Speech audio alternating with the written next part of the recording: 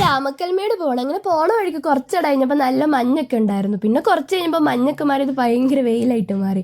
അങ്ങനെ നമ്മൾ രാമക്കൽമേട് എത്തി. രാമക്കൽമേട്ടിൽ കുറുവൻ കുറുവത്തി മലയിലേക്കാട്ടോ പോകുന്നത്. അങ്ങനെ അവിടെ ചെന്നപ്പോൾ ആദ്യമേ കണ്ടത് ഒരു മലമുഴക്കി വേഴാമ്പലിൻ്റെ ഒരു സ്ട്രക്ചർ ആയിരുന്നു കേട്ടോ.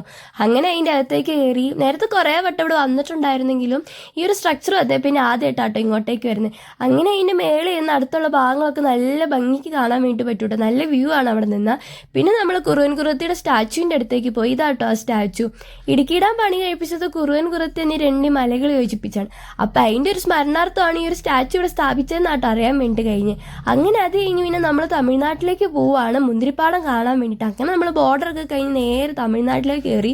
നല്ല ഭംഗിയുണ്ടായിരുന്നു കേട്ടോ അവിടുത്തെ റോഡുകളും കാഴ്ചകളും ഒക്കെ കാണാൻ വേണ്ടിയിട്ട്. അങ്ങനെ സൂര്യൻ അസ്തമിക്കാറായ സമയമായതുകൊണ്ട് തന്നെ നല്ല രസം ഉണ്ടായിരുന്നു. അങ്ങനെ നമ്മൾ കമ്പത്തെത്തി. ഇടുക്കി ജില്ലയായിട്ട് അതിർത്തി പങ്കിടുന്ന സ്ഥലമാട്ടോ കമ്പം. അങ്ങനെ നമ്മൾ മുന്തിരിപ്പാടത്തെത്തി. മുന്തിരിപ്പാടത്തിൻ്റെ അകത്തേക്ക് കയറിയിട്ടോ. MSR മുന്തിരിപ്പാടം നാട്ടോ ഈ മുന്തിരിപ്പാടത്തിൻ്റെ പേര്. നിറച്ച് മുന്തിരി ഉണ്ടായിരുന്നു. ഞാൻ ആദ്യമായിട്ടാട്ടോ ഒരു മുന്തിരിപ്പാടമൊക്കെ കാണാൻ വേണ്ടിയിട്ട് വരുന്നത്. നല്ല തിരക്കും ഉണ്ടായിരുന്നു കേട്ടോ. അപ്പോൾ ഇത്രേ ഉള്ളൂ. വീഡിയോ ഇഷ്ടപ്പെട്ടാൽ ലൈക്ക് ചെയ്യുക, കമൻറ്റ് ചെയ്യുക. അപ്പോൾ പുതിയൊരു വീഡിയോയിൽ കാണുന്നതായിരിക്കും. Bye guys.